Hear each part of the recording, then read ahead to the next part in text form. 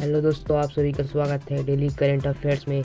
आज हम आप लोगों को 21 और 22 जनवरी दोनों का करंट अफेयर्स बताने जा रहे हैं, जो कि हर एग्ज़ाम जैसे कि NTPC, railway, NTSC, phase 3, banking, CGPSC, railway आदि के लिए इम्पोर्टेंट है। मैं हूँ भास्कर साहू। अगर आपको डेली करंट अफेयर्स देखने हैं तथा डेली जीके हिस्ट्री देखना है तो मेरे चैनल को सब्सक्राइब कीजिएगा और शेयर कीजिएगा। देखते हैं दोस्तों फर्स्ट क्वेश्चन। देखिए दोस्तों, हमें फर्स्ट क्वेश्चन है, अमेरिका के जो बाइडन कितने नंबर के राष्ट्रपति हैं? जो भी जो बाइडन बने कितने नंबर के राष्ट्रपति? Option A 42, 45, 46, 47।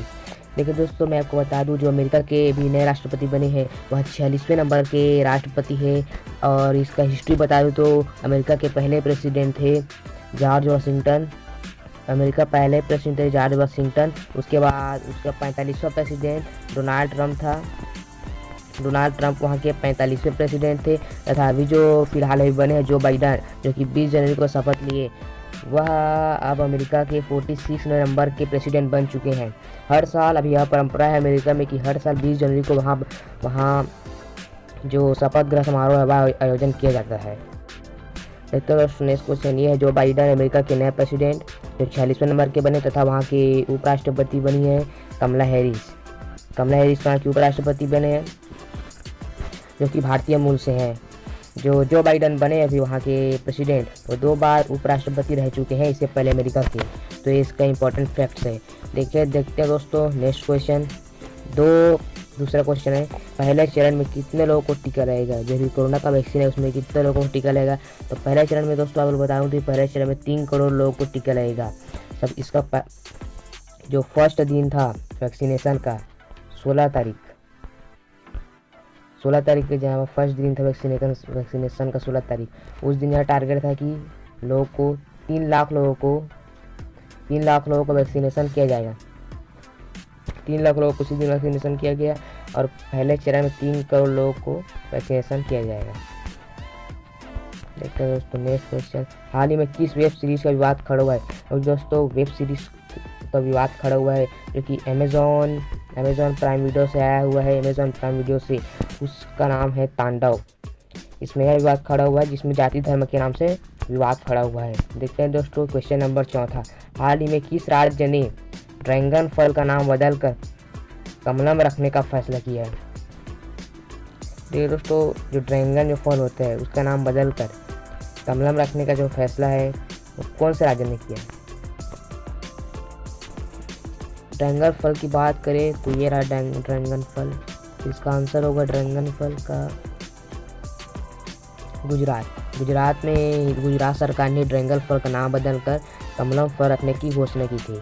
ये रहा ड्रैगन फल दिखने में ऐसे लाल कलर का है क्योंकि इसमें हीमोग्लोबिन की मात्रा सबसे अधिक रहती है। हीमोग्लोबिन इसलिए रहती है क्योंकि इसमें आयरन का जो पिगमेंट है सबसे ज़्यादा पाया जाता है इस फल में। अब दोस्तों बात कर लेते हैं कुछ इंपॉर्टेंट फैक्ट्स केरल के बारे में। केरल का जो भी दोस्तों गुजरात के बारे में बात कर लेते हैं, जहाँ पे ड्रैगन जो फल है वो पाया जाता है। गुजरात पश्चिम भारत का एक छोटा सा राज्य है, तो त्रिशूल आकार का है। गुजरात का मुख्यमंत्री अभी वर्तमान में सीएम विजय रूपानी। गुजरात का जो राजधानी है वो है गांधीनगर। गुजरात का जो राज्यपाल है वो है आचार्य देवव्रत।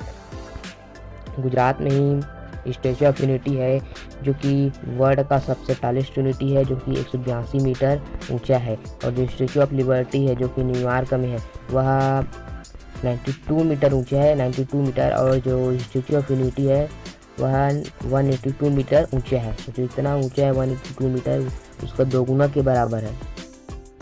यह जो स्टैचू ऑफ यूनिटी है ये गुजरात के केवड़िया जिला में पाया जाता है।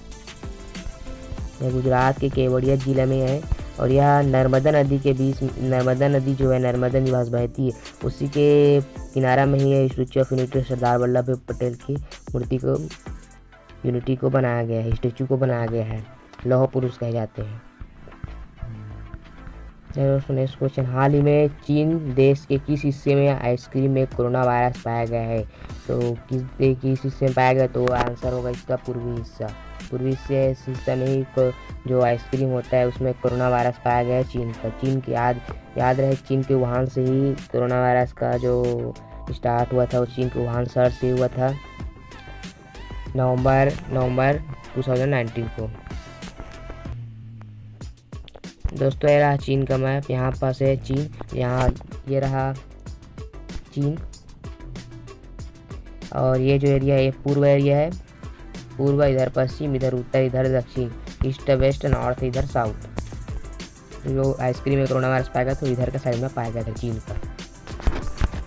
देखते हैं दोस्तों नेक्स्ट क्वेश्चन, हाल ही में कौन सा देश भारत में कोविशील्ड 7 पहली खेप पाने वाला देश बन जाएगा। जो 7 खेप है भारत की कोविशील्ड का, याद है कोविशील्ड जो वैक्सीन हो कौन कौन से कंपनी मिलकर बना रही है, तो है एस्ट्रोजेनिका कंपनी। एस्ट्रोजेनिका जो है स्वीडन का कंपनी है, स्वीडन का। और दूसरा है आपका ऑक्सफोर्ड कंपनी। जो ऑक्सफोर्ड कंपनी है, ये बहुत ही नामी कंपनी है, यह जो ब्रिटेन की कंपनी है, ब्रिटेन का लंदन में है ऑक्सफोर्ड का।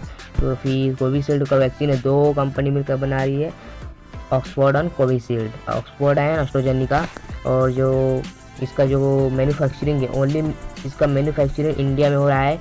और इसको जो फर्स्ट इसको बनाया गया था वो सिर्फ 2 ही कंपनी ने मिलकर बनाया था, भारत इतने शामिल नहीं थे, केवल भारत में इसका मैन्युफैक्चरिंग बस किया जा रहा है सीरम इंस्टीट्यूट के कुछ समझौते से। तो फिर समझौता यह हुआ कि 50% ब्रिटेन को दिया जाएगा, 50% हम लोग रखेंगे क्योंकि हम लोग मैन्युफैक्चरिंग कर रहे हैं। तो यह समझौता है। जो कोविशील्ड का जो 7 के पहली खेप पाने वाला जो देश बन जाएगा वह है मालदीव। मालदीव जो है 7 खेप पहली देश बन जाएगा, जो 7 पहली खेप पाने वाला देश है कोविशील्ड का। 7वां क्वेश्चन, निम्न में से किस देश ने हाल ही में ईरान के चांबर बंदरगाह को हार्बर क्रेन की आपूर्ति की है। तो इसका आंसर होगा भारत। चांबर बंदरगाह हार्बर क्रेन की आपूर्ति भारत ने की थी। 8वां नंबर है, प्रधानमंत्री नरेंद्र मोदी को हाल ही में किस मंदिर का ट्रस्ट अध्यक्ष चुना है। मोस्ट इम्पोर्टेंट क्वेश्चन इस मंथ का, जो अध्यक्ष चुना कौन से मंदिर का है, तो है सोमनाथ मंदिर। सोमनाथ मंदिर का ही प्रधानमंत्री मोदी को इस ट्रस्ट का अध्यक्ष चुना गया है। देखते हैं नेक्स्ट क्वेश्चन, भारत सरकार ने किस दिन को प्रतिवर्ष पराक्रम दिवस मनाए जाने की घोषणा की। इस पर पराक्रम दिवस मनाए जाने की घोषणा की थी, तो है 23 जनवरी को पराक्रम दिवस मनाए जाने की घोषणा की है।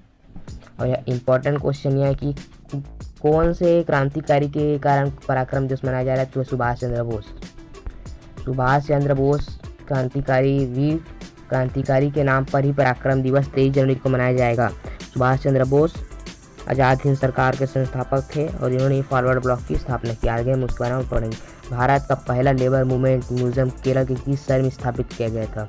दोस्तों ये चारों जो शहर है, अल्लापुरम, कोझिकोड, कोटूर और तिरुवनंतपुरम, ये सभी केरल ही राज्य के अंतर्गत ही आते हैं। तो इसका जो लेबर मूवमेंट म्यूजियम था वो अल्लाह स्टार्ट किया गया था, वो है आपका अल्लापूझा नामक स्थान है वहाँ केरल का। वहाँ ही भारत का पहला लेबर मूवमेंट म्यूजियम स्टार्ट किया गया था। तो दोस्तों केरल के बारे में पढ़ रहे हैं तो केरल का थोड़ा वो भी जान लेते हैं। केरल जो है दक्षिण भारत का एक छोटा सा राज्य है। केरल में ही साक्षरता दर जो है भारत का सबसे अधिक है। केरल में सेक्स रेशियो जो सबसे अधिक है 1084, वहाँ का सेक्स रेशियो सबसे अधिक वही है। और जो जितने भी अन्य कार्य होते हैं एजुकेशन से रिलेटेड और कभी प्रतियोगिता से केरल फर्स्ट नंबर में आता है। केरल में आमतौर पर जहाँ का क्षेत्रीय भाषा है वो और इंग्लिश बोला जाता है। राज्य केरल, राजधानी तिरुवनंतपुरम, राजधानी आपका तिरुवनंतपुरम में। मुख्यमंत्री वहाँ है पिनरई विजयन। इंपॉर्टेंट क्वेश्चन, पिनरई विजयन वहाँ का मुख्यमंत्री। राज्यपाल है आरिफ मोहम्मद खान और वहाँ का मुख्य न्यायाधीश है एस मनी कुमार वहाँ का मुख्य न्यायाधीश है। वहाँ की राजभाषा जो है, वहाँ की राजभाषा राष्ट्रभाषा नहीं है, राजभाषा है मलयालम और इंग्लिश भी वहाँ का चलता है। वहाँ का राजभाषा मलयालम है। लोक नृत्य जो है कथकली और मोहिनी अट्टम है। वहाँ का जो मुख्य उत्पादन है फसलों में उत्पादन, वहाँ जो है मसाला जो होता है, मसाला देवजियत में मसाला बनता है, सब्जी में डालते हैं। वह उसका जो स्थान है केरल केरल का, वह इंडिया में फर्स्ट नंबर, वहाँ मसाला उत्पादन सबसे ज़्यादा किया जाता है तथा रबर के उत्पादन में इसका स्थान सर्वश्रेष्ठ है। इसका जो करंट अफेयर्स है, सब्जियों के लिए एमएसपी तय करने वाला पहला राज्य है। सीएए के विरोध में प्रस्ताव पास करने वाला पहला राज्य है। डिजिटल एजुकेशन देश का पहला राज्य है, यही बना है।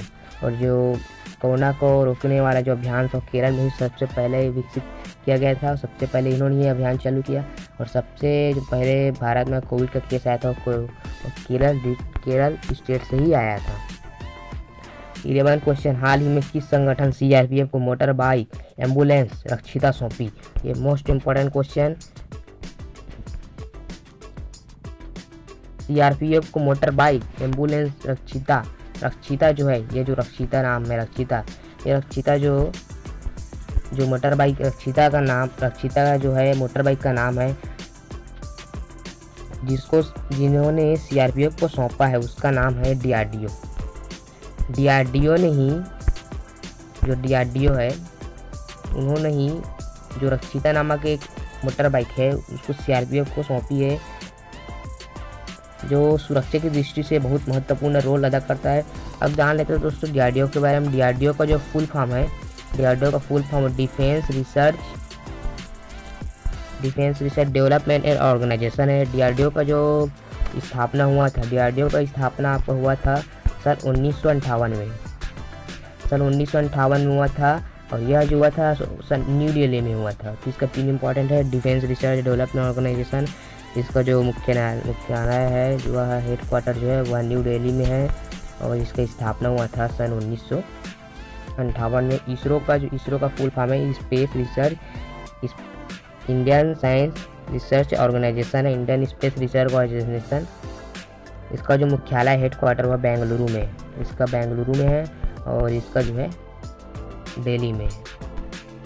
तो उसमें इस क्वेश्चन ये वो बाइक है जो डीआरडीओ ने सीआरपीएफ को सौंपी है। रक्षिता नाम है इसका। यह हर तरह से कंफर्टेबल है, सुरक्षा की दृष्टि से काफ़ी मायने रखता है। हाल ही में दुनिया की पहली लचीली बुलेट प्रूफ जैकेट किसने विकसित की है? तो बुलेट प्रूफ जो जैकेट है वह विकसित की है इसरो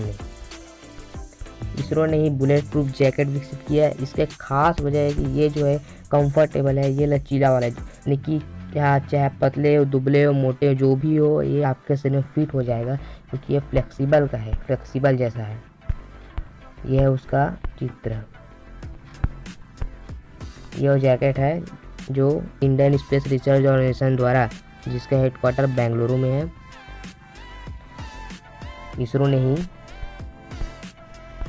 इस जैकेट का निर्माण किया है। देखते हैं 13 क्वेश्चन, इसरो द्वारा अंतरिक्ष की परिश्रमी कक्षा के लिए क्या प्लेटफॉर्म लॉन्च किया गया है? तो इसरो द्वारा अंतरिक्ष की परिसंपत्ति जो होता है उसकी रक्षा के लिए प्लेटफॉर्म लॉन्च किया है, उसका नाम है नेत्रा। दोस्तों मोस्ट इम्पॉर्टेंट है इस मंथ का भी, जिसका नाम है नेत्रा। नेत्रा का फुल फॉर्म होता है network for space trekking and analysis. इसका फुल फॉर्म होता है नेत्रा का network for space trekking and analysis, ये इसका नेत्रा का फुल फॉर्म होता है। हाल ही में किस राज्य ने नागी कटकी पक्षी अभ्यारण्य में अपने पहले पक्षी उत्सव अलवर का आयोजन किया?